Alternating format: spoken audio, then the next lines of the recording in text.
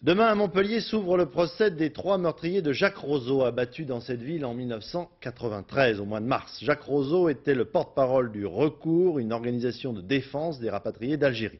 Ces assassins faisaient partie d'une organisation extrémiste et rivale qui l'accusait d'être partisan de Jacques Chirac et donc du gaullisme qui avait accordé l'indépendance à l'Algérie. C'est dire que toutes les plaies de la guerre d'Algérie ne sont pas refermées 35 ans après, même si les 1,5 million de pieds noirs, comme on les appelle familièrement, sont aujourd'hui pour l'immense majorité d'entre eux parfaitement intégrés. C'est une communauté qui vit encore, malgré tout, avec ses traditions, sa joie de vivre, mais aussi sa nostalgie, en grande partie dans le sud de la France. Christophe Tortora, Frédéric Delarue. Allez, envoyez le couscous! À Montpellier, pratiquement un dimanche par mois, la communauté pied-noir a l'occasion de se réunir. Cette semaine, le couscous est organisé par l'amicale de Sidi Bel Abbès. C'est une grande famille, hein?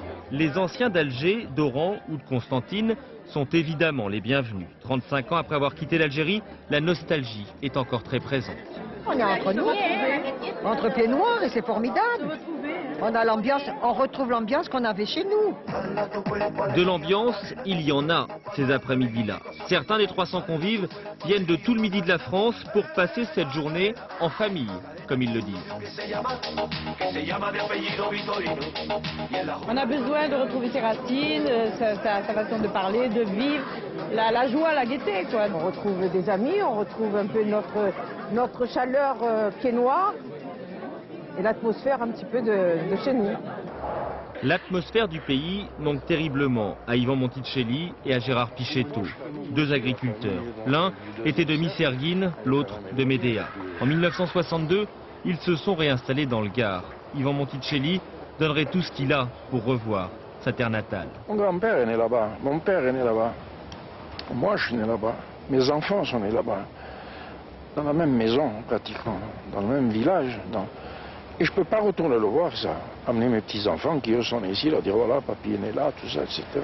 Parce qu'ils sont passionnés par ça, ils me posent des questions. Ils me font pleurer, parce que je ne peux pas répondre à leurs questions, leur dire ben oui, je ne peux pas les amener. 35 ans après, Gérard Pichetto n'a pas fini de rembourser les emprunts qu'il avait contractés au moment de sa réinstallation. Comme pour 1500 autres dossiers, son indemnisation n'est pas encore réglée. On réclame d'avoir un effacement de cet endettement. Parce qu'on était, disons, spoliés en Algérie, le gouvernement algérien n'a rien payé, et qu'on ait une compensation, qu'on nous fasse un effacement au moins de ces prêts.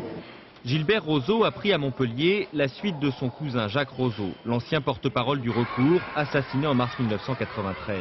Selon lui, les revendications financières sont maintenant passées au 2e plan. La plus grosse revendication, c'est de reconnaître au moins l'œuvre des pieds noirs en Algérie, en Tunisie et au Maroc. Et ça, ce n'est pas reconnu. La France a été complètement désinformée. Les pieds noirs ne sont pas les affreux colonialistes qui ont été décrits dans les années 62. Et ça c'est ce qui nous pèse peut-être le plus.